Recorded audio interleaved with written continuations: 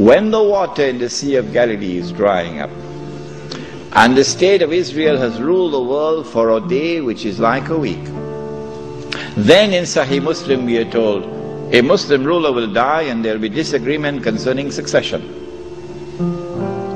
And then a man is going to come out of Mecca. His name will be my name and his father's name will be my father's name, said the Prophet ﷺ. He'll have a broad forehead and a large nose, and he'll be known as Al-Mahdi. And he'd hurry from Medina to Mecca.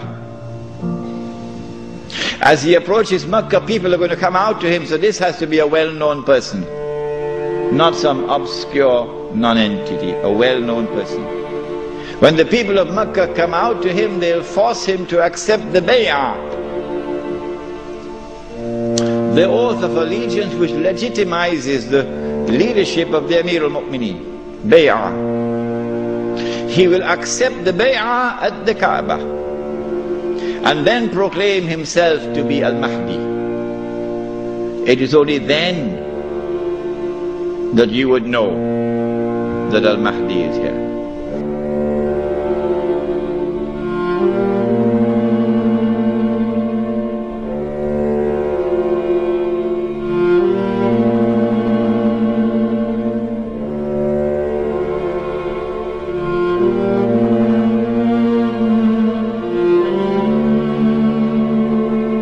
When the army is swallowed, then the Mahdi is going to be attacked by another army, and this is now an army of the Quraysh, an army of the Kalb. And remember that armies are under the control of governments. The Mahdi will defeat this army, and when an army is defeated, that is the end of Saudi Arabia. Goodbye to bad rubbish. Goodbye to bad rubbish. Let it be recorded in my book tonight. Let it be recorded in your book tonight. Goodbye to bad rubbish. The most monstrous betrayal of Islam ever committed in history, committed by those who control that state. Now Darul Islam is restored. Yeah, this is Islam, not that.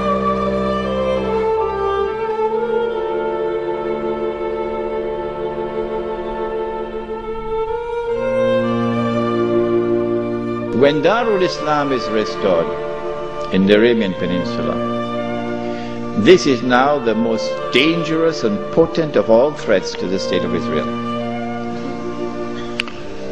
Dajjal will now attack. He's now in a day which is like our day. And so we'll see him, a Jew, a young man, powerful, built, curly hair. But I'm not saying anything about his eyes because you understand the hadith about the eyes now. The Prophet ﷺ pointed his hands to the east 20 times. And he said he's going to come from the east. Jerusalem is northwest. When Israel attacked Jamal Abdel Nasser, although Israel is to the east of Egypt, Israel attacked from the west and destroyed the Egyptian Air Force on the ground in the 6-day war. Similarly, Dajjal is not going to attack from the northwest. He attacks from the east. 20 times, said Muhammad alayhi salatu wasalam. You can come from the east. When he attacks, he's going to be riding on a donkey, which will travel as fast as the clouds, and which is have his ears stretched out wide. I'm going to Perth, inshallah, on Thursday on that donkey.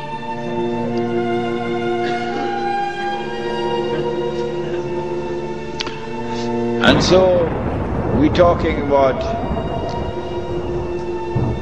fighter aircraft. And east of Medina and Mecca is the Saudi Air Force Base, which is now also an American Air Force Base in Dhahran.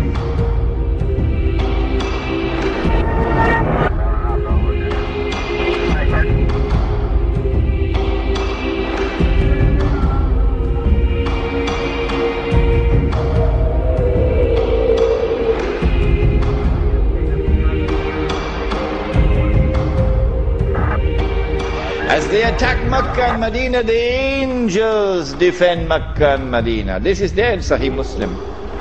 And the attack is diverted to Damascus. And then the confrontation takes place. Dajjal is outside and the Imam is inside the masjid. And now history repeats itself. The Jews are rubbing their hands. We got them now. There's no escape. We got them. We have them in our sights now. As someone else was rubbing his hands, as his army was approaching them, and in front of them was the sea, and behind them is the army, and they're rubbing their hands. We got them now. Who was he? Fir'aun. And so history repeats itself. But at the last moment, Allah subhanahu wa ta'ala says to Musa alayhi salam, take your rod and strike the water. And then the divine intervention took place, the miracle. And the believers were saved. وَإِذْ فَرَقْنَا بِكُمُ الْبَحْرَ فَأَنْجَيْنَاكُمْ وَأَغْرَقْنَا آلَ فِرْعَوْنَ وَأَنْتُمْ تَنْظُرُونَ. Now history repeats itself. As the Jews are rubbing their hands, we've got them now, we've cornered them.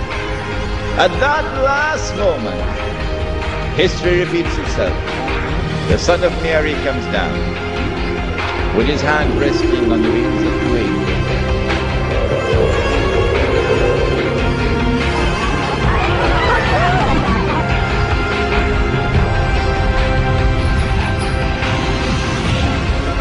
The first time he came, Allah raised a man. And when the Messiah came, he came in front of that man. And that man said, here he is, this is the man you've been waiting for, this is the Messiah. Who was that man? Yahya alayhi salam. So this is a divine method for positive identification. But Ibn Khaldun, may Allah bless him and have mercy on his soul, that great scholar, we are not fit to clean his shoes. Ibn Khaldun did not understand this. And Muhammad Iqbal, that great scholar, we are not fit to clean his shoes. But Muhammad Iqbal did not understand this. And so many other scholars have not understood it. And they rejected all the ahadith on Mahdi as fabricated. Ibn Khaldun did it and everybody else followed him. But now history repeats itself. The divine method of positive identification is repeated. As the son of Mary comes down in the masjid, Imam al-Mahdi says, here he is, this is the son of Mary. And history repeats itself. May Allah forgive Ibn Khaldun. And then the son of Mary responds and identifies himself. Imam asks him, you lead the salat. He says, no, you are the Imam, you lead.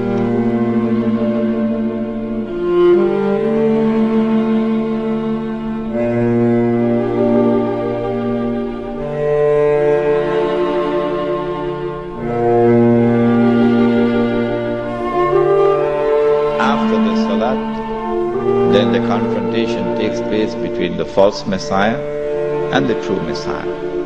And the false Messiah is killed. And then Gog and Magog are destroyed. The Sea of Galilee is dry. And after Gog and Magog are destroyed and Dajjal is killed, now the state of Israel is without any support. Now it's going to be a level battlefield. A level battlefield.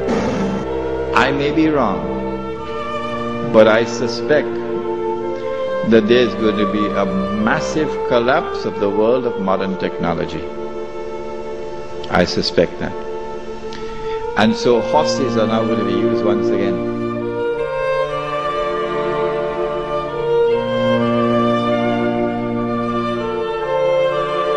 And when that water dries up, which is less than 50 years I believe, the world will then witness the emergence of Imam Mahdi. And when he emerges, then Isa alayhi salam returns, the true Messiah. When he returns, he will kill Dajjal. And Gog and Magog are going to be destroyed. And then said the Prophet Muhammad sallallahu ta'ala alayhi wa sallam, then the Holy Land will be liberated. He said, when this hadith is in Sahih, in the Sunan of Tirmidhi, he said, when you see the black flags coming from the direction of Khurasan, go and join that army. Even if you have to crawl over ice. Go and join that army even if you have to leave Singapore. Go and join that army. Because Allah's Khalifa, Imam Mahdi, is in that army. And no one will be able to stop that army until it reaches Jerusalem.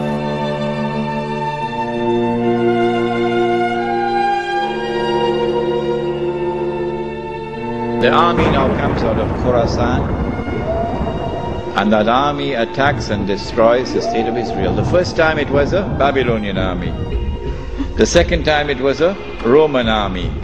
And after the Roman army destroyed them and threw them out of the land, Allah said, وَإِنْ عُدْتُمْ عُدْنَا وَإِنْ عُدْتُمْ عُدْنَا. If you return with your fasad, we will return with our punishment. They return with their fasad. It's happening now before your eyes. And so Allah returns with His punishment. وَإِنْ عُدْتُمْ عُدْنَا.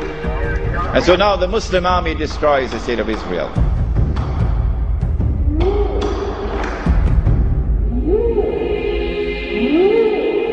And the Prophet said, sallallahu ta'ala alayhi wa sallam, he said that Jesus will rule as a just hakim adil, a just ruler from Jerusalem. And so the prophecy will be fulfilled. And the golden age will be restored. But it is the followers of Muhammad alayhi salatu wasalam which would have inherited the legacy of Sulaiman alayhi salam.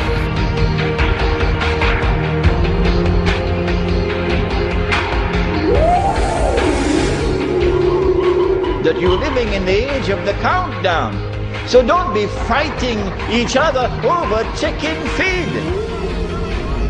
That's what you're doing. In South Africa in particular, the ulama fighting with each other. Sectarian conflicts over chicken feed. While this hugely important subject is so far away from them, it is unbelievable.